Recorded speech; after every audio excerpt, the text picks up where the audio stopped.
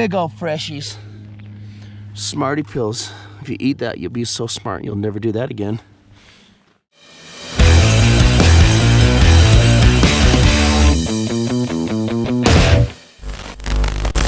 So let's talk about training. I think one of the most neglected things that people do is training. And I think if we're genuinely worried about bug out scenarios, bug out possibilities, get home things, and we haven't put any time into running, trail running, or even hiking or anything, we're not prepared. So I want to talk briefly about trail running today. I should be running.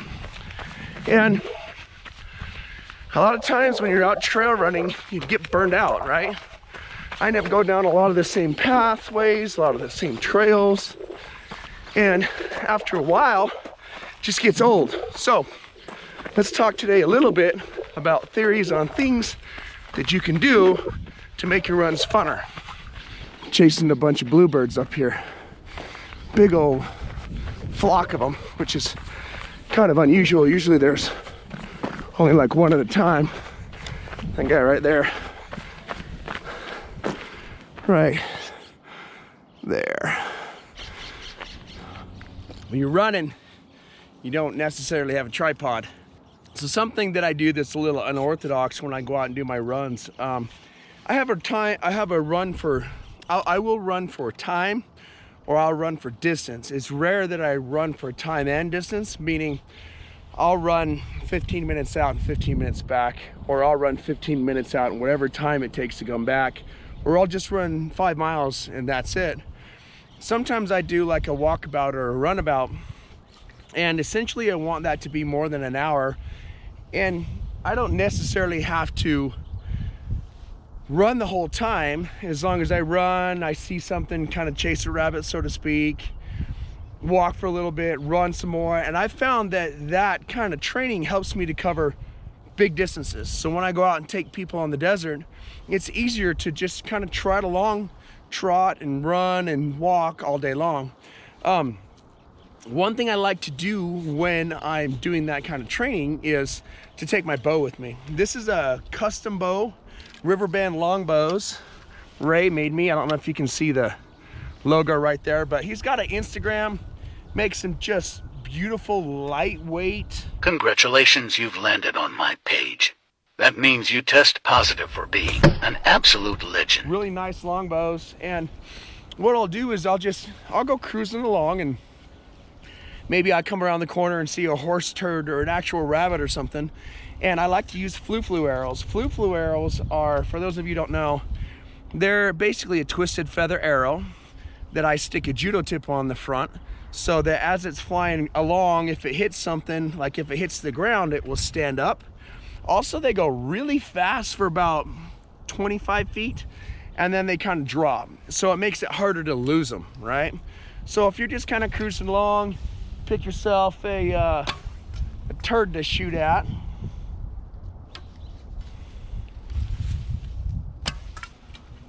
That one hit it, the first one missed.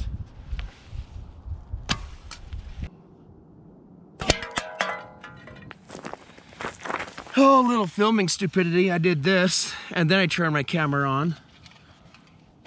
Let's try that again.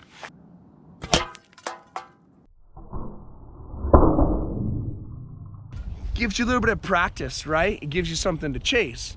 So kind of like how the Tarahumara play that kickball game where they kick the ball, they chase it, they kick the ball, they chase it. This is something that I like to add to training, where I run for a ways, I find something, I drop 3 arrows on it, go pick my arrows up and go run for a little bit longer. So when it comes to running with the bow, I've tried using the quiver. I've got a really cool quiver I'll have to show you a picture of that kind of keeps them stable, but it's fairly inevitable that you catch trees and stuff on your shoulder.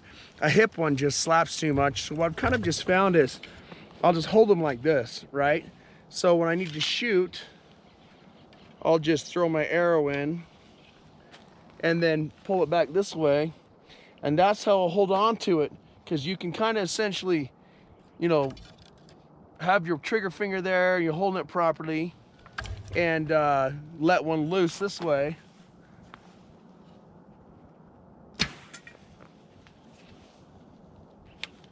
Kind of just works like a hand quiver. I'll jerk that one.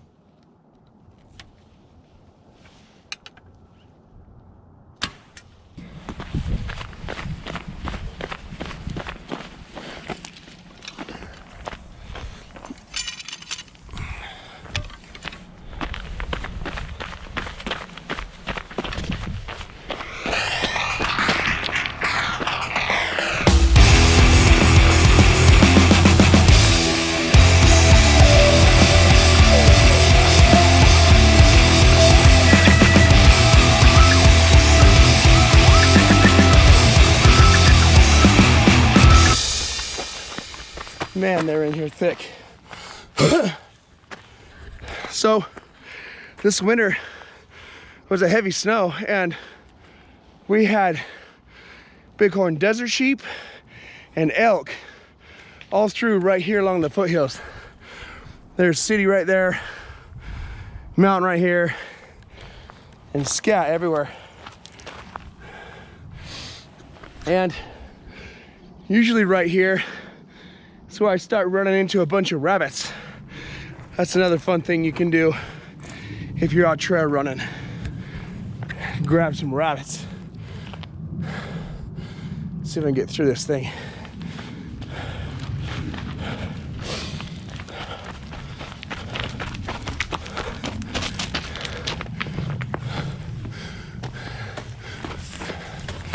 Seems like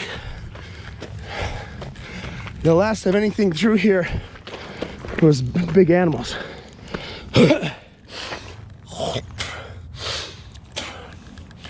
You can see how they'll just graze sideways right along the side of the mountain.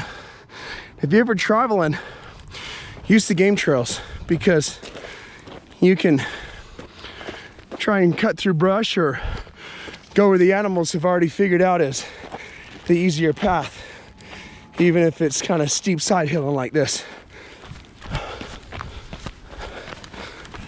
So right here is a good example of a place you can just kind of run up to, kind of pick something, because if you come around a corner, you might see like a grouse or something right there. So if I just pick something that's not a rock, I like to shoot at the base of trees because it won't blow my arrows up. But if I just pick something like maybe this tree right here and just drop 3 arrows on it for practice, kind of replicates what you would be seeing if you come around the corner and bumped a grouse or ran into some sort of game of some sort. Make sure you can actually see what I'm seeing. I'll just throw a couple of arrows right at the bottom of that tree right there.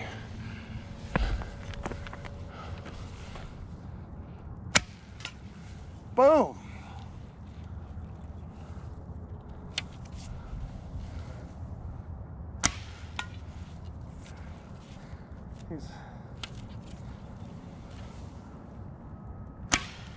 That was way off. I pulled that last one.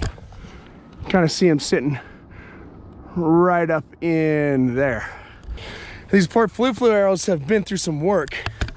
I've been using them for a couple years. I probably need to grab all the redo all the feathers on these things. Sorry. So you can see my impact right there. Another impact right there. If that was a rabbit, I would have hit it.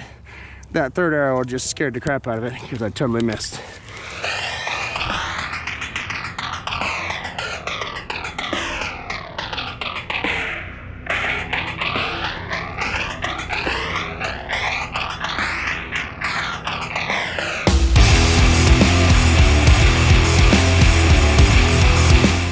Get all my miles running back to the camera. Found that sitting right there like that.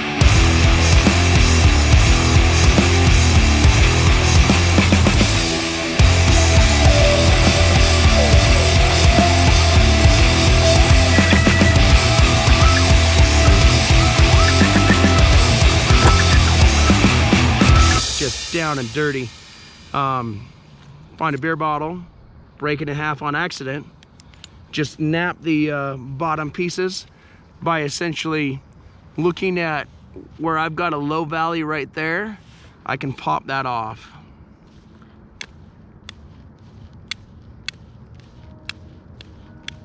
okay? And it creates a new low valley. I can pop that one off, spin it over, and start breaking it in the other direction.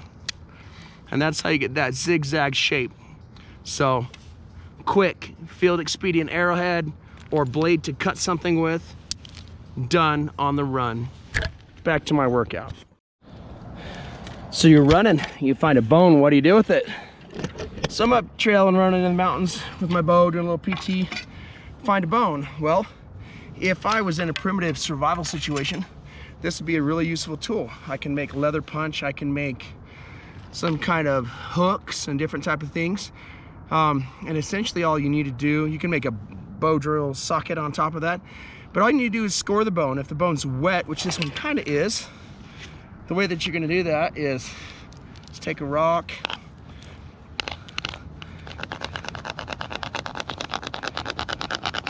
grind it in the location that you want it to be scored, slap with another rock.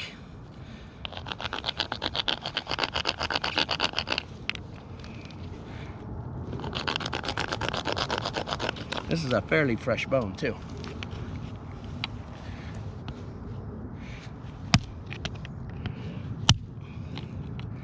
Okay, it's not breaking exactly how I want, but to kind of show you, there's that fracture right there, right? If I scored it a little deeper, it'd be a more straight break. You can see there's still marrow in the bone, and you'll take this little sharp piece like this and grind it on a rock until you have a football shaped piece, which is going to give you a gorge hook. Or I can split this long one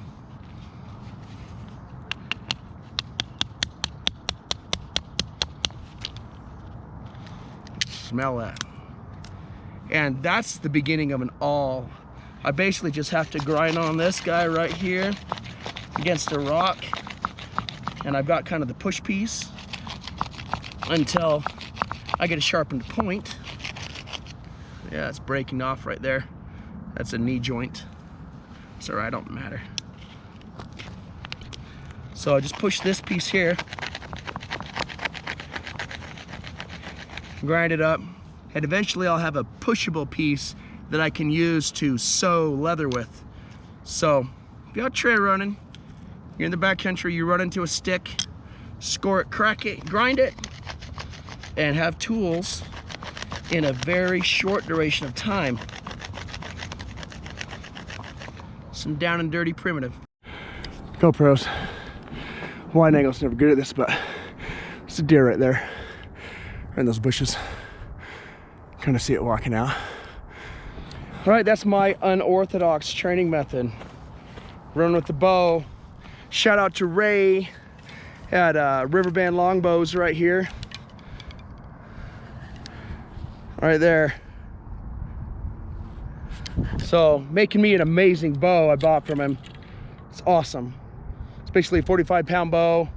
Something simple. It has taken rabbits and squirrels and carp and all sorts of stuff, and I'm glad that the snow has melted so I can go play with it some more. All right, so I've got to run. I got to complete, go around the mountain and head back. So hopefully this is valuable to you. Leave comments, questions, concerns. I don't care what you do. Do something. Go running, take your bow, do some stump shooting. Thank you for watching.